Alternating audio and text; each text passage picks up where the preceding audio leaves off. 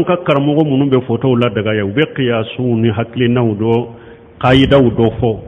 ne ma do ode yato akana shinsu ka qaida nunun ka yade ode yato wati benne baw bila kata karamogo bawde ma Cheikh Albani, Cheikh Ibn Baz, Cheikh Ibn Usaymin, Cheikh Salih Fawzani, Cheikh Abdul Musin Abadi, Cheikh Al-Haydani uluna nyuguna kacha bete sika farabil Madi gali an baw bila kata sunna karamogo ba sabati lewunde ka kitabula sunu an ka karamogo caman be na ko be ulu de ka kuma mina ka drogula u baw fili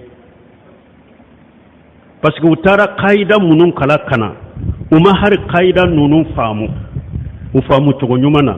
niye nunun ka ulu be qaida nunun fo chogomi ani nin karamogo ba nunun be qaida nunun fo chogomi ibe ala kale yere ute qaida kele na yere nulu ye qaida kele info chogo mi de ni tara nin karamogo ka kitabunu ka kuma laje qaida umbe uba biri wulu ka yabe iba soro qaida umbe ulu kontere de la do te qaida nunu do fana ba qaida nunu bara nyogo nyaw yado jamana yi akalambaga mancha konfinde kacha ubu ku nin dunwe ku fote parce que ube arabu kamimme ulu beta qaida munu ni fe munu fo fotokola al-walidi sayyidani ko ako qaida do be ambe ko fama ambe bennando ka ako ciden tilela ko minye halalaye na daga lendo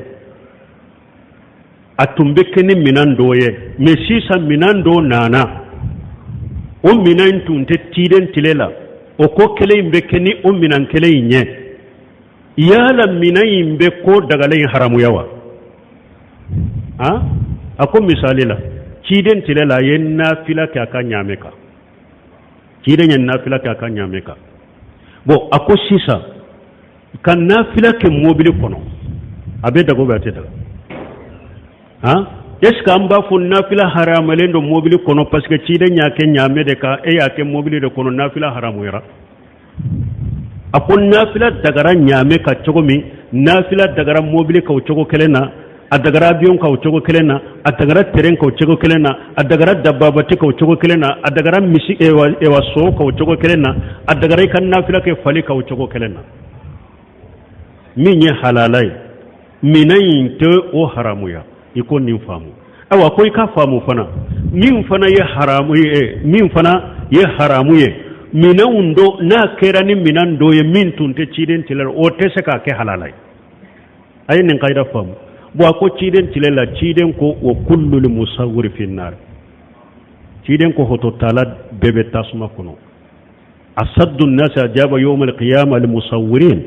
ciden ko yawm al-qiyamah do mu'min kala jabaka gelena be foto tala wudo bo ako ciden tilela foto tumbe taybe e wa fen shede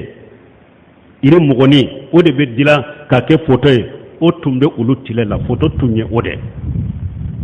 foto haramu yara nuye foto keni amoni made farkurolama nisuma bala ode tumbu ulu tilela foto haramu yara ciden ko haramu do